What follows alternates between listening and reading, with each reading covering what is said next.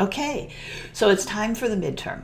Now don't panic, you have a full week to do it outside of spring break, okay? So this isn't due back until we get back from spring break. So you have the rest of this week, take spring break off, there's another couple of days, and it's due that Tuesday night, okay? So you've got a lot of time, you can get it done before, get it done after, whatever you want, probably best to do it before, and I just wanted to go over each of the questions with you, okay? So we're gonna have you create some apps in App Inventor.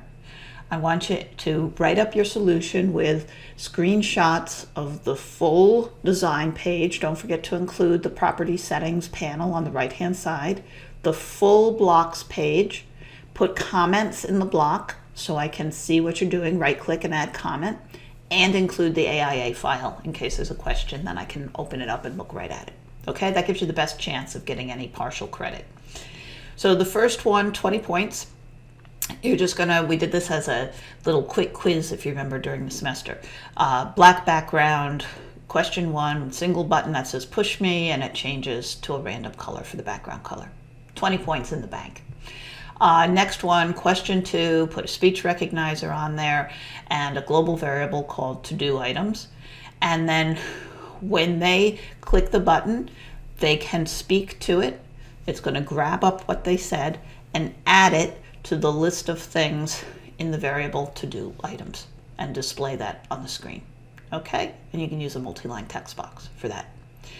Now the next one, part 3, is 15 points for getting ready for the next area we're going into, processing.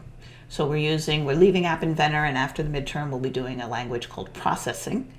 And so you're going to go to processing.org/download, take down the file. You'll have to extract it. You'll have to uncompress it, expand it, they call it on a Mac. And then you can run the application called processing. It's from MIT, and an open source group maintains it.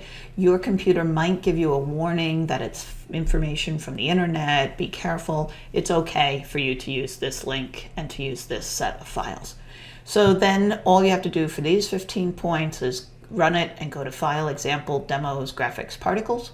Take a screenshot of what you see, and you're all set up for work we're going to do after the semester, and you can start exploring that if you're interested in working ahead, okay?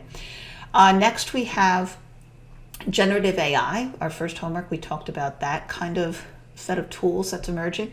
So I want you to go to ChatGPT and talk to it about how it would design a course to teach programming with App Inventor and see what it says back. And then critique what it says back. How does it match the way we've done it?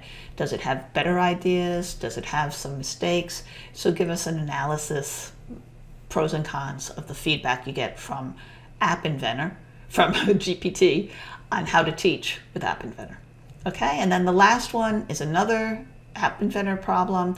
You're going to have a label that says city to explore, and then put in a horizontal, under layout, put in a horizontal arrangement with a text field and a button, so they can type a city name in there and hit the button. And when that's entered, remember we went to Flickr for one of our homework problems. I want you to go to Wolfram Alpha and pull up the page at Wolfram Alpha for that city and display that in your app. And the way you'll know what URL to use is to follow this hint. Okay?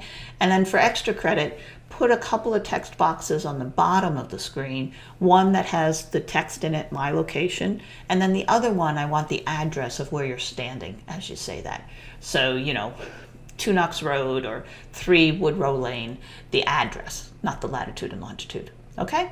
And that does it. If you include the extra credit, that gives you like 105 on the exam, and you're all set for the rest of the semester.